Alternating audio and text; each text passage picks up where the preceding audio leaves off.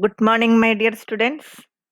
ഇപ്പോൾ കഴിഞ്ഞ ദിവസം നമ്മൾ ഏതൊക്കെ ഏരിയാസ് ആണ് ഒ ബിയിലുള്ളതെന്ന് പഠിച്ചു. ഇന്ന് role of O B, O ബിയുടെ റോൾ, ഒരു ഓർഗനൈസേഷനിൽ ഒ ബിയുടെ റോൾ എന്താണെന്നാണ് പഠിക്കുന്നത്. ഓൾറെഡി നമ്മൾ മനസ്സിലാക്കി ഒ ബി എന്ന് പറയുന്നത് understanding and describing human behaviour. Understanding human behaviour and describe that human behaviour in the organisation. അപ്പം അങ്ങനെ നോക്കുമ്പോൾ കോംപ്ലക്സ് ആണ് ഹ്യൂമൻ ബീയിങ്, എപ്പോഴും കോംപ്ലക്സ് ആണ്. അങ്ങനെയാക്കുമ്പോൾ ഒരു ഓർഗനൈസേഷനിൽ അവർ വർക്ക് ചെയ്യുന്ന സിറ്റുവേഷനിൽ അവർ മോർ കോംപ്ലക്സ് ആയിട്ട് മാറുന്നു.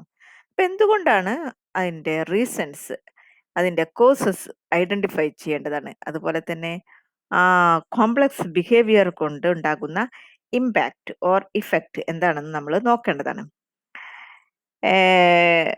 ഓൾറെഡി നമ്മൾ മനസ്സിലാക്കി ഓർഗനൈസേഷൻ ബിഹേവിയർ എന്നുള്ളതൊരു സോഷ്യൽ സയൻസ് ആണ്.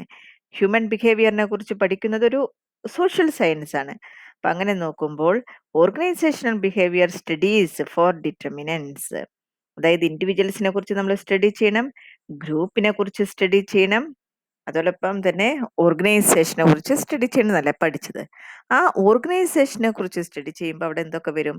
ഒരു ഇൻഡിവിജ്വലും വേറൊരു ഇൻഡിവിജ്വലും തമ്മിലുള്ള റിലേഷൻ, ഇന്റർപേഴ്സണൽ.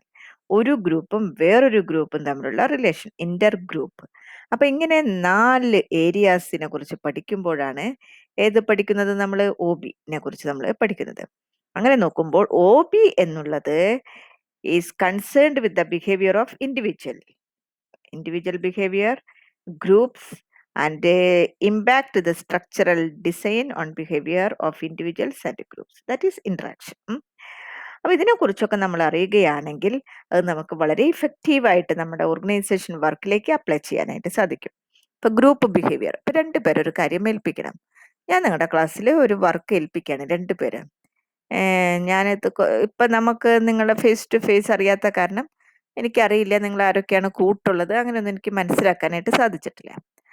സാധാരണ നിങ്ങൾ ക്ലാസ്സിലിരിക്കുകയാണ്, ഞാൻ വന്ന് നിങ്ങൾക്ക് ഡെയിലി ക്ലാസ് എടുക്കുന്നുണ്ടെങ്കിൽ എനിക്കൊരു കാര്യം മനസ്സിലാവും. നിങ്ങളുടെ ഇരിപ്പും മട്ടും ബോഡി ലാംഗ്വേജും ചിരിയും ഞോണ്ടലും നോട്ടവും ഒക്കെ നോക്കി കണ്ടിട്ട് എനിക്ക് മനസ്സിലാവും ഇന്ന ആളും ഇന്ന കുട്ടിയും നല്ല കൂട്ടാണ്, ഇന്ന കുട്ടിയും ഇന്ന കുട്ടി അത്ര വലിയ കൂട്ടൊന്നുമില്ല എന്ന് തോന്നുന്നു.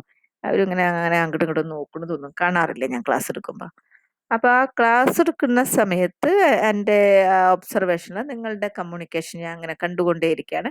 അതിൽ നിന്ന് ഞാൻ മനസ്സിലാക്കുന്നു നിങ്ങൾ ആരൊക്കെയാണ് നല്ല ഡീപ്പ് റിലേഷൻ ഉള്ളത്, ആരൊക്കെയാണ് ഫോർമൽ റിലേഷൻ ഉള്ളത്, ആരൊക്കെയാണ് ഇൻഫോർമൽ റിലേഷൻ ഉള്ളത് എന്നൊക്കെ എനിക്ക് മനസ്സിലാക്കാനായിട്ട് സാധിക്കും. എല്ലാവർക്കും മനസ്സിലാക്കാൻ സാധിക്കും. അപ്പം ഞാനൊരു വർക്ക് ഏൽപ്പിക്കുമ്പോൾ, 2 പേരെ ഏൽപ്പിക്കുമ്പോൾ ബന്ധശത്രുക്കളായിട്ട് മിണ്ടാതിരിക്കുന്നവരെ ഏൽപ്പിച്ചു കൊടുക്കുമോ? എന്തായിരിക്കും അതിൻ്റെ സ്ഥിതി? ഞാൻ എങ്ങനെയുള്ളവരെയായിരിക്കും സെലക്ട് ചെയ്യാതെ നന്നായിട്ട് ചെയ്യുന്നതിന് വേണ്ടിയിട്ട് 2 നല്ല കൂട്ടായിട്ടുള്ള 2 പേരെ തന്നെ, നല്ല കെമിസ്ട്രി ഉണ്ടാവുക, കേട്ടിട്ടില്ലേ കെമിസ്ട്രി? അത് തന്നെ സംഭവം. അവരെ 2 ആളെയും കൊണ്ട് വിളിച്ചിട്ട് അതങ്ങോട്ട് ഏൽപ്പിച്ചു കൊടുക്കും. അപ്പോൾ അവർ നന്നായിട്ട് അങ്ങോട്ട് ചെയ്യും അത്. അപ്പൊ അതുപോലെ തന്നെ ഒരു ഗ്രൂപ്പിനെ ഏൽപ്പിക്കണം എന്നുണ്ടെങ്കിൽ ആ ഗ്രൂപ്പിൽ ആരൊക്കെ ഉണ്ടായിരിക്കണം. അപ്പൊ ഇത് ഈ ഗ്രൂപ്പ് ബിഹേവിയർ, ഇന്റർപേഴ്സണൽ ബിഹേവിയർ ഇതൊക്കെ അറിഞ്ഞിട്ടുണ്ടെങ്കിൽ മാനേജേഴ്സിന് നല്ല സുഖമാണ് ഇഫക്റ്റീവായിട്ട് വർക്ക് അസൈൻ ചെയ്ത് കൊടുക്കാനായിട്ട് സാധിക്കും. അപ്പൊ ഇതൊക്കെ എങ്ങനെയാണ്? അപ്പൊ role of managers, understanding human behaviour and influencing human.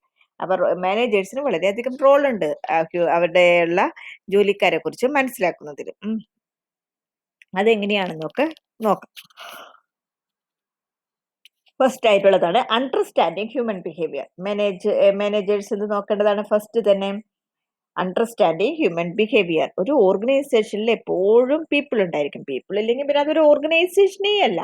അങ്ങനെ നോക്കുമ്പോൾ മാനേജേഴ്സ് മസ്റ്റ് ആയിട്ട് ആ പീപ്പിൾ വർക്ക് ചെയ്യുന്ന സമയത്ത് അവരെ മനസ്സിലാക്കേണ്ടതാണ്. അങ്ങനെ നോക്കുമ്പോൾ ഒ ബി എന്നുള്ളത് ഒരു ടൂൾ ആയിട്ട് എടുക്കാം. ആ ടൂൾ എന്ത് ചെയ്യുന്നു? Which help managers to understand human behaviour in all the direction of the organisation. ആ ഓർഗനൈസേഷനിലെ എല്ലാ ഡയറക്ഷനിലുള്ളവരെയും അത് മനസ്സിലാക്കാനായിട്ടുള്ള ടൂളായിട്ട് നമുക്ക് യൂസ് ചെയ്യാം. അപ്പോൾ ഈ റോൾ ഓഫ് ഒ ബിയിൽ മാനേജേഴ്സിന്റെ റോള് വരുന്നതാണ് ഫസ്റ്റ് ആയിട്ടുള്ളത്. അവരെന്ത് ചെയ്യേണ്ടതാണ്? Understanding human behaviour. രണ്ടാമതായിട്ട് എന്ത് വേണം? Influencing the human behaviour. അവർക്ക് ഹ്യൂമൻ ബിഹേവിയറിന് അവര് ആരെങ്കിലുമൊക്കെ വീക്ക് ആയിട്ടുണ്ടെങ്കിൽ അവരെയൊക്കെ അങ്ങനെ ബൂസ്റ്റ് ചെയ്ത് നന്നായിട്ട് പണിയെടുപ്പിക്കാനുള്ള ടെക്നിക്ക് ആർക്ക് അറിയേണ്ടതാണ്? മാനേജേഴ്സിന് അറിയേണ്ടതാണ്. അപ്പൊ ഇത് രണ്ടുമാണ് റോൾ ഓഫ് ഒ ബി. ഫസ്റ്റത്തിൽ എന്തൊക്കെ വരുന്നു? അണ്ടർസ്റ്റാൻഡിങ് ഹ്യൂമൻ ബിഹേവിയർ അറിയാലോ. ഒരു എംപ്ലോയിനെ തന്നെ നമ്മൾ മനസ്സിലാക്കണം. ആ എംപ്ലോയി മറ്റുള്ളവരോടും എങ്ങനെയാ വർക്ക് ചെയ്യുന്നത്, ബിഹേവ് ചെയ്യുന്നത് മനസ്സിലാക്കണം. ഒരു ഗ്രൂപ്പിനെ മനസ്സിലാക്കണം. ഇന്റർ ഗ്രൂപ്പ് ബിഹേവിയർ മനസ്സിലാക്കണം. ഗ്രൂപ്പ് ബിഹേവിയറിലൊക്കെ വരുന്നതാണ് ഹോത്രോൺ സ്റ്റഡീസ് ഒക്കെ വരും. അതുപോലെ തന്നെ ഗ്രൂപ്പ് ഫോം ചെയ്തതായിരിക്കും. അങ്ങനെ കുറെ കാര്യങ്ങളൊക്കെ വരുന്നതാണ്. ഇന്റർ ഗ്രൂപ്പ് ഇതിൽ വളരെ കോംപ്ലക്സ് ആയിട്ടുള്ള റിലേഷൻഷിപ്പ് ഒക്കെ വരുന്നതാണ്. അപ്പൊ അതിൽ നമ്മൾ നോക്കേണ്ടതാണ് കോപ്പറേഷൻ, കോർഡിനേഷൻ, കോൺഫ്ലിക്റ്റ് ഒന്നുമില്ല എന്നുള്ളതൊക്കെ നമ്മൾ നോക്കേണ്ടതാണ്. അങ്ങനെ O B help the managers in achieving cooperative group relationship. നല്ല ഇന്ററാക്ഷൻ ഉണ്ടായിരിക്കണം, റൊട്ടേഷൻ എമംഗ് വർക്ക്സ് ഉണ്ടായിരിക്കണം. അതായത് ബോറടിക്കുന്ന ഭയങ്കര ടഫ് ആയിട്ടുള്ള വർക്ക് ഒരാൾ തന്നെ അങ്ങനെ ചെയ്തുകൊണ്ടിരുന്ന കഷ്ടമാണ്. അപ്പൊ ഇന്റർ ഗ്രൂപ്പ് ബിഹേവിയറിൽ അങ്ങനെയുള്ള ചേഞ്ചസ് ഒക്കെ വരുത്തേണ്ടതാണ്. അപ്പൊ ഇതൊക്കെ അറിയാനായിട്ടാണ് അണ്ടർസ്റ്റാൻഡിങ് ഹ്യൂമൻ ബിഹേവിയർ. ഇനി മാനേജേഴ്സിനെ എങ്ങനെ ഇൻഫ്ലുവൻസ് ചെയ്യാൻ പറ്റും ഹ്യൂമൻ ബിഹേവിയറിന്? നല്ലൊരു ലീഡർ, നമ്മുടെ ലീഡർ വളരെ നല്ലൊരു ലീഡർ ആയിരിക്കുക. അപ്പൊ നമുക്ക് എന്തുണ്ടായിരിക്കും? കാര്യങ്ങളൊക്കെ വളരെ നന്നായി കമ്മ്യൂണിക്കേറ്റ് ചെയ്യുന്നുണ്ട്, ഇഫക്റ്റീവായിട്ട് എഫിഷ്യൻ്റ് ആയിട്ടും പറഞ്ഞു തരുന്നുണ്ട്. പിന്നെ എല്ലാ കാര്യങ്ങളും ആൾ ലീഡ് ചെയ്യുന്നുണ്ട്. വളരെ നമുക്ക് ഒരു സ്ട്രെസ്സും ഇല്ല, ഒന്നുമില്ല, അങ്ങനെയുള്ള കാര്യങ്ങൾ. അപ്പൊ നല്ലൊരു ലീഡർഷിപ്പ് ക്വാളിറ്റി അവിടെ ഉണ്ടെങ്കിൽ അത് തീർച്ചയായിട്ടും അവിടുത്തെ ഹ്യൂമൻ ബിഹേവിയറിനെ, അവിടുത്തെ എംപ്ലോയീസിന്റെ ബിഹേവിയറിനെ ഇൻഫ്ലുവൻസ് ചെയ്യുന്നതായിരിക്കും. പിന്നെ ആ ഓർഗനൈസേഷനിൽ നല്ല മോട്ടിവേഷൻ ടെക്നിക്സ് ഉണ്ട്, വർക്ക് ചെയ്യാനായിട്ടുള്ള നല്ല മോട്ടിവേഷൻ ടെക്നിക്സ് ഉണ്ട്. അതോടൊപ്പം തന്നെ റെമ്യൂണറേഷൻ, റിവാർഡ്, ഇൻസെന്റീവ്സ് അങ്ങനെയുള്ളതൊക്കെ ഉണ്ടെങ്കിൽ എന്തുണ്ടായിരിക്കും? എല്ലാവരും ഹാപ്പി ആയിരിക്കും. ഹ്യൂമൻ ബിഹേവിയറിനെ ഇൻഫ്ലുവൻസ് ചെയ്യും. പിന്നെ നല്ല കമ്മ്യൂണിക്കേഷൻ ഉണ്ടായിരിക്കണം. കമ്മ്യൂണിക്കേഷൻ ചാനൽ വളരെ നല്ല ഫ്ലോ ആയിട്ട് ഉണ്ടായിരിക്കേണ്ടതാണ്. അതുപോലെ തന്നെ ഓർഗനൈസേഷനിൽ എപ്പോഴും എന്ത് ഉണ്ടായിക്കൊണ്ടേയിരിക്കും? എപ്പോഴും ചേഞ്ചസ് ഉണ്ടായിക്കൊണ്ടേയിരിക്കും. ആ ചേഞ്ചസ് നമ്മൾ അഡോപ്റ്റ് ചെയ്യുമ്പോൾ, ആക്സെപ്റ്റ് ചെയ്യുമ്പോൾ നേച്ചുറലി എന്തിലേക്ക് പോകുന്നതായിരിക്കും? ഡെവലപ്മെന്റിലേക്ക് പോകുന്നതായിരിക്കും. അതോടൊപ്പം തന്നെ നല്ലൊരു ക്ലൈമറ്റ്, ഓർഗനൈസേഷണൽ ക്ലൈമറ്റ്, അതായത് നല്ല ക്ലൈമറ്റ് ആണെങ്കിൽ അത് എല്ലാവരെയും എഫക്ട് ചെയ്യുന്നതാണ്. അതായത് നല്ലൊരു വർക്കിംഗ് കണ്ടീഷൻ കൊടുക്കാം, സാറ്റിസ്ഫാക്ഷൻ, ജോബ് സാറ്റിസ്ഫാക്ഷൻ കൊടുക്കാം. അതുപോലെ തന്നെ നല്ല ഒരു ക്ലൈമറ്റ് ക്രിയേറ്റ് ചെയ്യാനായിട്ട് നല്ലൊരു സൂപ്പർവിഷൻ ഉണ്ടായിരിക്കേണ്ടതാണ്. പേഴ്സണൽ ഗോൾസ് എന്തൊക്കെയാണെന്ന് റിയലൈസ് ചെയ്യാനായിട്ടുള്ള അവർക്ക് ഒരു ഓപ്പർച്യൂണിറ്റി കൊടുക്കേണ്ടതാണ്. വർക്ക് പ്ലേസിൽ നല്ല റിലേഷൻസ് കീപ്പ് ചെയ്യണം. നല്ലൊരു ക്ലൈമറ്റ് അവർക്ക് ഉണ്ടാക്കിയെടുക്കാനായിട്ട് സാധിച്ചിട്ടുണ്ടെങ്കിൽ തീർച്ചയായിട്ടും അത് എന്തിനെ എഫക്ട് ചെയ്യുന്നതായിരിക്കും? ഹ്യൂമൻ ബിഹേവിയറിനെ എഫക്ട് ചെയ്യുന്നതായിരിക്കും. അപ്പൊ ഇതൊക്കെയാണ് ഇൻഫ്ലുവൻസിങ് ദ ഹ്യൂമൻ ബിഹേവിയർ. അപ്പൊ റോൾ ഓഫ് ഓർഗനൈസേഷൻ ബിഹേവിയറിൽ മാനേജേഴ്സിന്റെ ടൂളായിട്ട് രണ്ട് തരത്തിലുള്ളതാണ് വരുന്നത്: understanding the human behaviour, influencing the human behaviour. Okay, thank you.